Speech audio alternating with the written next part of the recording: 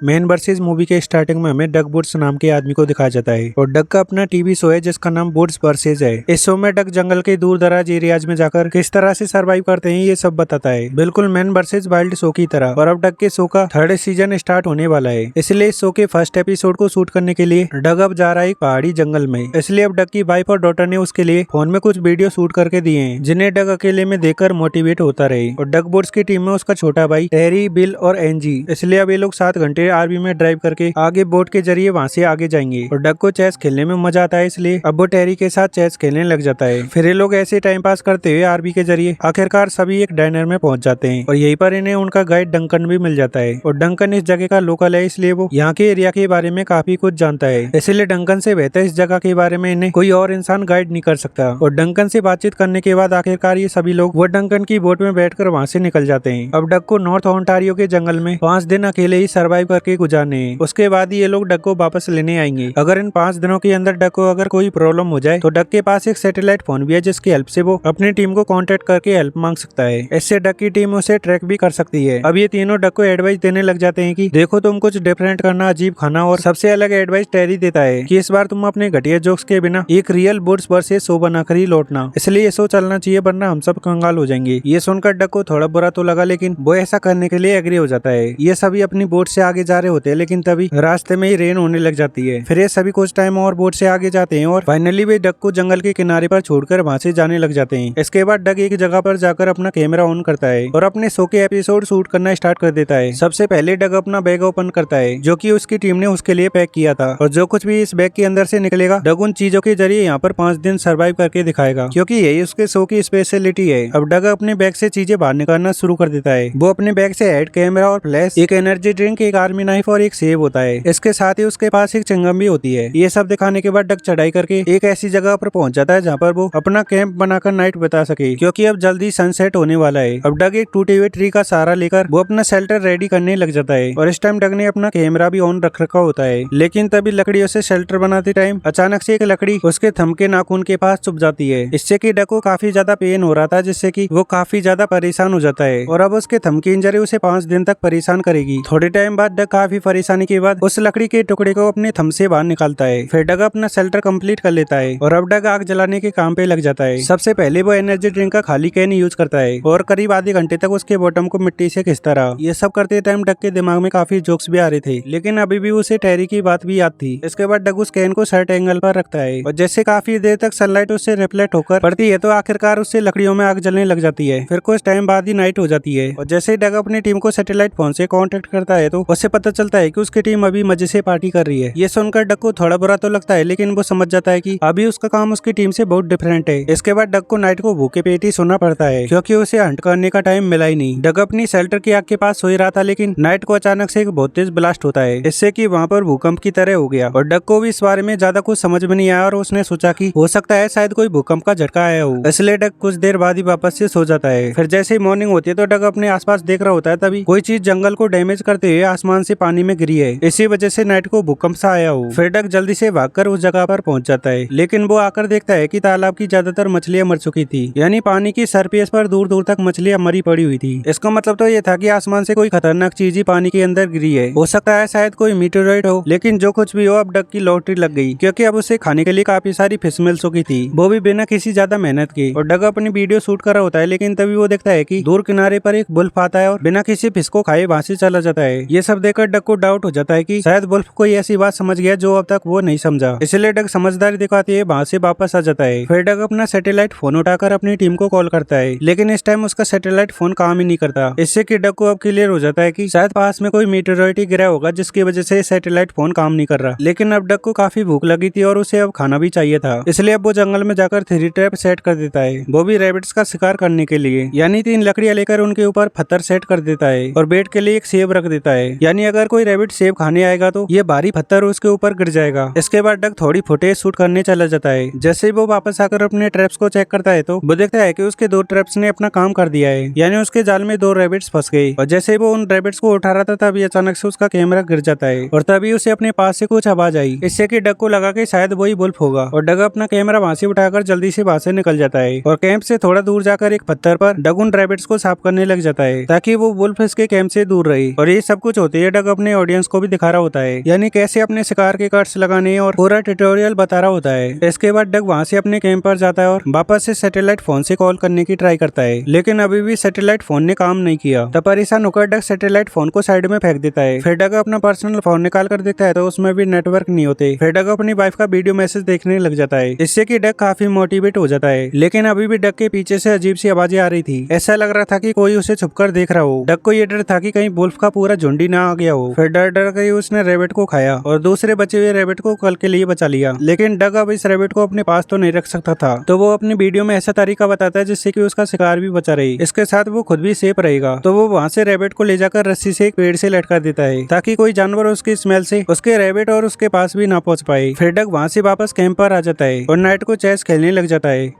क्योंकि ऐसे हालत में उसे अपने माइंड को एक्टिव रखना भी जरूरी था। लेकिन उसके आसपास से अभी भी वो अजीबोगरीब आवाजें आ रही थी और अब डक इन आवाजों को इग्नोर करने की ट्राई कर रहा होता है। लेकिन इस सब के बीच तभी उसके रैबिट को पेड़ से उतार कर ले गया, इससे कि साफ था कि कोई एनिमल तो ऐसा नहीं कर सकता। लेकिन कुछ टाइम बाद ही वहाँ पर रेन स्टार्ट हो जाती है और अब डक कैमरे के सामने ऐसा दिखाने की ट्राई करता है कि वो रेन से बिल्कुल बचा हुआ है, लेकिन रियल में तो डक बारिश से भीग रहा होता है और अब उसके नीचे की जमीन भी गीली हो चुकी थी, क्योंकि वो शेल्टर बारिश से नहीं बचा सकता था। बस डक बारिश से बचने का शो ऑफ कर रहा था। अब डक अपने आप को बिजी रखने की ट्राई कर रहा होता है, लेकिन तभी किसी एनिमल की जोर से चिल्लाने की आवाज आई। उस आवाज को सुनकर डक काफी घबरा जाता है और तुरंत ही अपना नाइट विजन कैमरा निकालकर आसपास चेक करने के लिए पहुंच जाता है। लेकिन अभी भी डक को नाइट विजन कैमरे में कुछ भी नहीं दिखा। इस सब के बाद डक को नींद आती नहीं और वो बैठे बैठे अपनी पूरी नाइट गुजार देता है। फिर जैसे मॉर्निंग होती है तो हम डक को देखते हैं कि अब उसका माइंड भी यहाँ पर रहने के लिए एग्री नहीं कर रहा होता है और डक का मन कर रहा होता है कि वो सब कुछ छोड़कर यहाँ से चला जाए। लेकिन डक को ये डर भी होता है कि अगर वो यहाँ से चला जाएगा तो उसको ये शो दोबारा नहीं मिलने वाला, और यही सोचकर डक फिर से अपने काम पर लग जाता है। अब वो अपना कैमरा ऑन करके फेक स्माइल के साथ अपना खाना लेने जा रहा होता है, लेकिन वो पेड़ के पास जाकर देखता है तो अब उसका पेड़ से टका हुआ खरगोश वहाँ पर नहीं होता। ये सब देखकर डक समझ जाता है कि कोई एनिमल तो ऐसा नहीं कर सकता, तो वो जल्दी से जाकर अपना सैटेलाइट फोन उठाता है, लेकिन अभी भी उसका सैटेलाइट फोन काम नहीं कर रहा होता है, इसलिए वो गुस्सा होकर वापस उसे बैग पर फेंक देता है। इसके बाद डक फिर से हिम्मत करके वापस से ट्रैप सेट करता है और जैसे कुछ टाइम बाद वो उन ट्रैप को चेक करने के लिए पहुंचता है तो वो देखता है कि उन ट्रैप को पहले कोई चेक करके जा चुका है, यानी उन ट्रैप से भी उसका शिकार उठाकर कोई ले गया। लेकिन उनमें से एक ट्रैप के नीचे कुछ अजीब सा पड़ा हुआ था। वो ऐसी चीज थी जिसके अंदर इलेक्ट्रिसिटी जैसा कुछ था। ये देखकर डक के होश उड़ जाते हैं और वो तुरंत ही वापस अपने कैंप पर आ जाता है। लेकिन यहाँ पर आकर वो देखता है कि अब उसका सैटेलाइट फोन यहाँ पर नहीं है, उसको डक ने बैग के ऊपर ही फेंका था। और तभी डक एक और अजीब चीज देखता है कि अब उसकी चेस्ट वो छोड़कर गया था जैसी बिल्कुल नहीं थी, यानी किसी ने इसमें अपनी बाजी चली हुई थी, वो भी काफी स्मार्ट तरीके के साथ। ये देखकर डक को अब पूरा बिलीव हो जाता है कि इस जंगल में उसके अलावा कोई दूसरा और ह्यूमन भी है जो कि उसके साथ इस तरह का गेम खेल रहा है, क्योंकि जंगल के एनिमल्स तो ऐसा बिल्कुल भी नहीं कर सकते। और डक को लगता है कि कहीं ये सब उसकी टीम तो नहीं कर रही है और उसको एक बढ़िया बोट्स वर्सेस एपिसोड बनाने के लिए परेशान कर रही है। यही सब सोचकर डक अब थोड़ा शांत हो जाता है, वरना उसे यहाँ पर 2 दिन और काटने मुश्किल लग रहे होते हैं। इसके बाद जैसे नाइट होती तो डक काफी सोचने समझने के बाद चेस में अपनी चाल भी चल देता है। इसके बाद जैसे मॉर्निंग होती तो डक जंगल में और आगे की तरफ चला जाता है और ये अभी एक नया बेस बनाएगा, क्योंकि इसे अपने एपिसोड के लिए और वीडियो शूट करनी थी। कुछ ही दूर और आगे जाने पर डक को एक रॉक मिल जाती है और इसी रॉक के सहारे डक ने अपना एक नया शेल्टर तैयार कर लिया। अब उसने यहाँ पर आग भी जला ली होती है, लेकिन अब उसे जरूरत थी खाने की, तो उसने सोचा कि शायद मैं फिश पकड़ के उससे ही काम चला लूंगा। लेकिन डक को काफी ट्राई करने के बाद पानी के अंदर एक भी फिश नहीं मिली। तब डक खुद को दिलासा देकर वहाँ से आगे बढ़ता है, लेकिन कुछ दूर आगे जाने पर वो देखता है कि यहाँ पर ठीक उसके जैसा ही शेल्टर किसी ने बना रखा है और यहीं पर उसी का खाली कैन होता है जिससे कि किसी ने फायर जलाई थी, यानी ये आग भी ठीक डक के तरीके से जलाई थी। ये सब देखने के बाद डक को लगता है कि शायद ये सब करने वाला उसका कोई फैन होगा। तभी वहीं पर डक को अपना सैटेलाइट फोन भी मिल जाता है, लेकिन अब किसी ने उसके एक एक पार्ट को खोल रखा होता है, इससे कि डक को बिलीव हो जाता है कि ये जो कोई भी है पूरी तरह से सन की है। तभी डक को पास में रैबिट और वुल्फ की डेड बॉडी मिल जाती है और वुल्फ की बॉडी को ठीक वैसे साफ कर रखा था जैसे कि डक ने अपने वीडियो में रैबिट को साफ करना सिखाया था। ये देखकर डक काफी घबरा जाता है और तभी उसके पास से उसे कुछ आवाज सुनाई देती है, तो डक जल्दी से जाकर छुप जाता है, लेकिन वो गलती से अपने बताए गए बड़े ट्रैप के वर्जन में छुप जाता है। और जैसे डक को इस सब को होश आया तो वो तुरंत ही वहाँ से हट जाता है और ये जो कोई भी है डक से सारी चीजें सीख कर ही अप्लाई कर रहा है। ये सोचकर डक की हालत खराब हो जाती है, क्योंकि काफी दूर जंगल में अब इसका मुकाबला किसी साइको से पड़ा है। तो डक जल्दी से वहाँ से भागता है और अपने बेस पर पहुंच जाता है। यहाँ पर आकर उसने देखा कि अब उसके चेस की चाल भी किसी ने चल रखी है और इस बार तो डक भी उसे बीट नहीं कर सकता था। इसके बाद नाइट को डक ने अपने सेफ्टी के लिए 3 कैमराज अपने बेस के सामने लगा दिए, ताकि नाइट को अगर वो साइको इसके पास आता है तो वो इन कैमराज में कैप्चर हो जाएगा। लेकिन चेस में उसने इसको बीट किया था, इसलिए उसके सामने ये सब कुछ भी नहीं। फिर नाइट को डक जैसे सोने जाता है तो उस अननोन आदमी ने डग के कैमराज नीचे की तरफ कर दिए। फिर जैसे ही मॉर्निंग होती है तो डग ये सब देखकर काफी पैनिक हो जाता है, क्योंकि अब वो अननोन आदमी अपनी मर्जी से इसके पास आ रहा है और अपनी मर्जी से कुछ भी कर चला जाता है। और डग ये सब होती है बिल्कुल भी नहीं रोक पा रहा होता है। अभी तो वो अननोन आदमी इसे कोई नुकसान नहीं पहुंचा रहा, लेकिन अगर बाद में वो इसे नुकसान पहुंचाने लग गया तो ये उसे कैसे रोकेगा। तो डग सोचता है कि बाढ़ में जाए एपिसोड और बाढ़ में जाए शो। तब डग जल्दी जल्दी करके अपना सामान पैक करता है और अपने शो का एंड एपिसोड शूट करना स्टार्ट कर देता है। लेकिन तभी बहुत ही पैनिक साउंड आता है और वो अपनी बेब की वजह से डग को धक्का देकर पानी में गिरा देती है। फिर डग मुश्किल से अपने आप को संभाल कर पानी से बाहर आ जाता है, लेकिन अब उसके आंख, नाक और कान से खून निकल रहा होता है। फिर डग अपने गीले कपड़े उतार देता है और अपनी टी शर्ट को अच्छे से निचोड़ कर पहन लेता है और डग जल्दी से अपना सामान उठाकर वहां से भागने लगता है। लेकिन जल्दी के चक्कर में डग भागते भागते एक गड्ढे में जा गिरता है। लेकिन जैसे वो बेहोश हो रहा था तो गड्ढे के ऊपर से कोई उसे देख रहा था। फिर कुछ टाइम बाद जैसे डग को होश आता तो वो देखता है कि अब उसकी हालत खराब हो चुकी थी और उसके हाथ में भी चोट आई थी। फिर डग पैचअप करके ऊपर गड्ढे में चढ़ने की ट्राई करता है। डग की बॉडी बिल्कुल काम नहीं कर रही थी, लेकिन उसे कैसे भी करके इस गड्ढे से बाहर निकलना था और काफी ट्राई करते करते फाइनली डग गड्ढे से बाहर आ जाता है और काफी परेशानियों के बाद भी वो वहां से भागते हुए फाइनली अपने पिकअप पॉइंट पर पहुंच जाता है। यहाँ पर टेंट और बाकी चीजें तो लगी हुई थी, लेकिन उसे यहाँ पर कोई दिखाई नहीं दे रहा था। लेकिन तभी डग को पेड़ पर लगा हुआ खून दिखाई देता है और जैसे डग अपने आसपास देखता है तो तभी उसे टेरी उसे एक पेड़ से उल्टा लटका हुआ दिखाई देता है, जैसे कि इसने अपने खाने रैबिट को लटकाया था। इसका मतलब तो ये था कि उस अननोन आदमी के लिए बचा हुआ रैबिट है, लेकिन शिकार तो बिल और एंजी है। तो डग जल्दी से टेरी को पेड़ से नीचे उतारता है, लेकिन अभी भी टेरी की बॉडी में जान थी।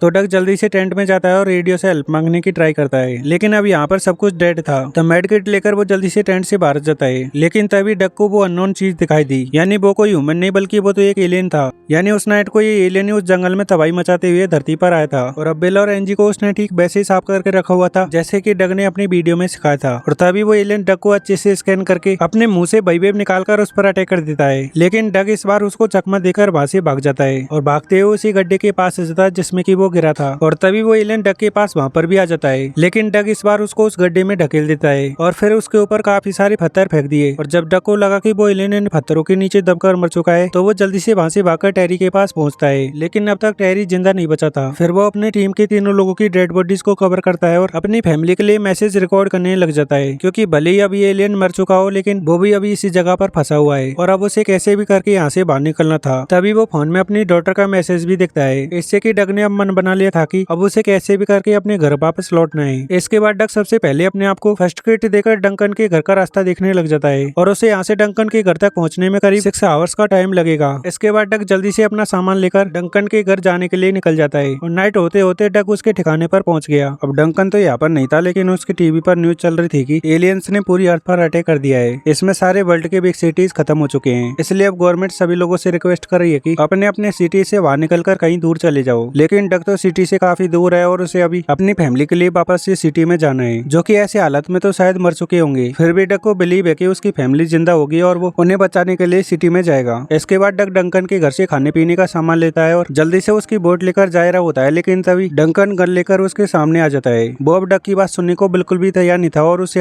अब अपनी बोट वापस चाहिए थी, लेकिन डग को भी अपनी फैमिली के पास जाने के लिए बोट की जरूरत थी। अब डंकन डग के साथ कुछ और करता है उससे पहले ही वहाँ पर वो एलियन आकर डंकन पर अटैक कर देता है, इससे कि डंकन तुरंत ही मर जाता है और वो इंजर्ड हालत में डग की तरफ अटैक करने के लिए बढ़ने लगा। तो अब डग भी उस पर अटैक करने के लिए रेडी हो जाता है और तुरंत ही बोट की प्रोपेलर से उसने उस एलियन पर अटैक करके उसकी चीर फाड़ करके उसे नदी में गिरा देता है, इससे कि अब वो एलियन उस पर दोबारा अटैक करने के लिए नहीं आ सकता। इसके बाद डग वहाँ से अपनी बोट लेकर अपनी फैमिली को बचाने के लिए वहाँ से निकल जाता है, लेकिन तभी वो आसमान में दिखता है कि अभी और बहुत सारे एलियन अर्थ पर आ रहे हैं। इसी के साथ ये मूवी यहीं पे एंड हो जाती है। ऐसी और मूवीज एक्सप्लेनेशन देखने के लिए हमारे चैनल को सब्सक्राइब करें और वीडियो को लाइक करें। Thanks for watching.